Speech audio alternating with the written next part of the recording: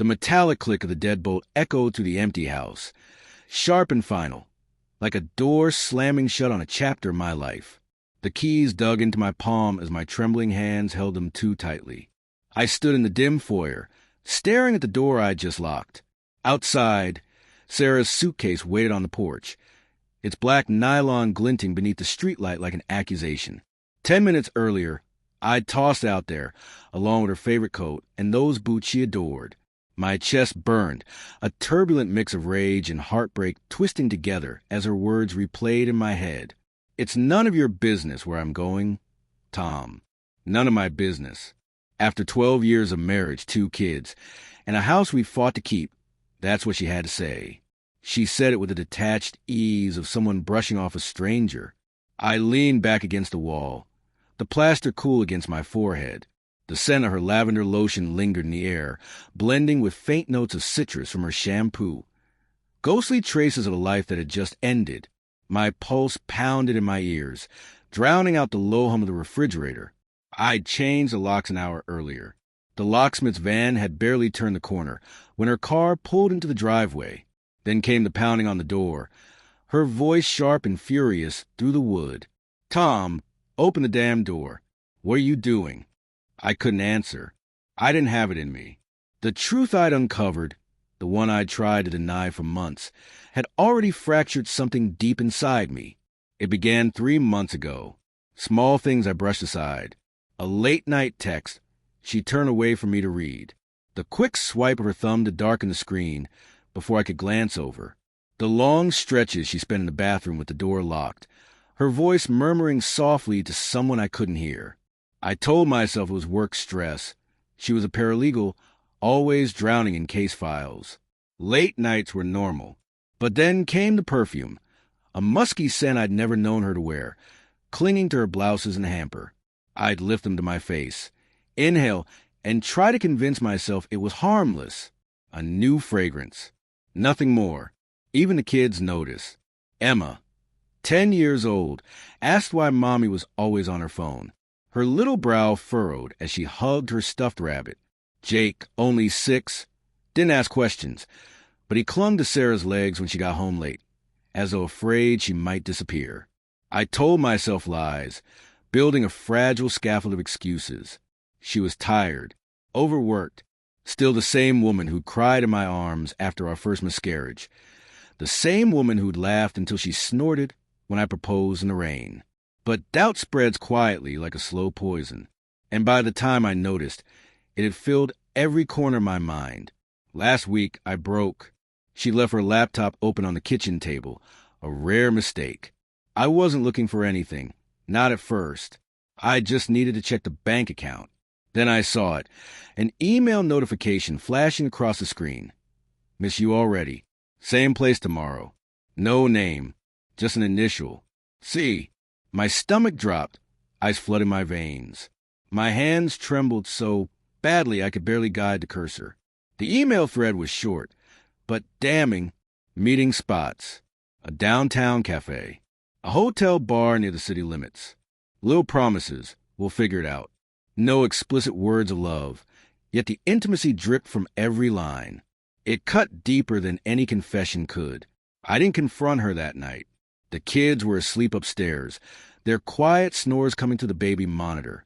I sat in the dark, staring at the laptop's glow until my eyes burned. Every moment of our marriage replayed in my head. Had I missed the signs? Worked too much? Stopped paying attention? I thought of her smile, the way it used to light up when I came home. When had that stopped? When had I become invisible? The next morning, I acted normal. I poured her coffee, my voice steady. "Big day today?" I asked. She didn't even look up. "Just work," she said flatly, her eyes still glued to her phone. I wanted to shout, to demand the truth. Instead, I kissed her forehead, a hollow gesture, and watched her leave. That night, I followed her. The city blurred around me, neon bleeding across wet pavement. I kept 2 cars behind, gripping the wheels so tight my knuckles turned white. She pulled into a rundown motel, the kind with flickering signs and chipped paint. I parked across the street, breath fogging the windshield. A man stepped out of a black sedan, tall, broad-shouldered, his face hidden beneath a baseball cap. Sarah got out, her laugh cutting through the night, sharp, unfamiliar. They didn't touch, not at first, but the ease in her posture said everything. It was a language I didn't speak anymore. I didn't follow them inside. I couldn't. I drove home instead, tears blurring the road until the lights smeared together. The kids were with my sister. Thank God. The house felt hollow when I walked in, like the air had gone still. I sat on the couch, staring at the photo on the mantel. Us at the beach, Emma on my shoulders, Jake in Sarah's arms. All of us laughing. I wanted to smash it, burn everything. Instead, I called the locksmith. Now, standing in the foyer, the weight of my decision pressed down on my ribs. Outside, her voice went silent, replaced by the crunch of gravel as her car pulled away. I slid down against the door, the wood cold against my back. My phone buzzed. Her name lit the screen. I didn't answer. Then a text. You're being ridiculous. Let me in. Ridiculous. The word stung like a slap. I typed a reply, "Who see?" then deleted it. What was the point? I already knew. By morning, the house was too quiet. The kids were back, their voices filling the kitchen with questions I couldn't answer. "Where's Mommy?" Emma asked, eyes wide. "She's on a work trip." I lied, hated myself for it. Jake just pushed the cereal around with a spoon, silent. That afternoon, Sarah showed up, pale, eyes red. I let her in, not because I wanted to, but because the kids were watching. We stood in the kitchen, the silence thick. "You changed the locks," she whispered. "You threw my things out. You said it was none of my business." I said, my voice sharper than I meant, "So I made it none of yours." Her lips parted, but no sound came. For the first time, I saw something flicker in her eyes, guilt or maybe fear. "Tom, she began, then stopped. Her hands twisted together. I waited, every muscle tight, hoping she'd deny it. Give me something, anything, to hold on to. But she didn't. Her silence was louder than confession. "Who is he?" My voice cracked. She flinched, shoulders curling inward. "It's not what you think," she whispered. "It's complicated." I laughed, a hollow, bitter sound. 12 years, Sarah. 2 kids. And a guy named C. Don't tell me it's complicated. Her eyes met mine, and for a heartbeat, I saw the woman I'd married. Vulnerable. Human. Broken. "I didn't mean for it to happen," she said, tears streaking down her face. "I was lonely, Tom. You were always gone. I just needed someone to see me. I wanted to scream that I had seen her. Every day. Every damn day. But the word stayed trapped in my throat. You could have talked to me," I said instead, voice raw.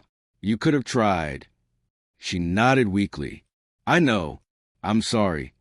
The word fell flat, small and meaningless. I wanted to hate her, to make her the villain. But all I felt was grief, for her, for us, for everything we'd built. I thought of the kids upstairs, blissfully unaware of the fracture beneath their feet, of the suitcase on the porch, of the locks I'd changed. Had I gone too far? Was I the one breaking us now?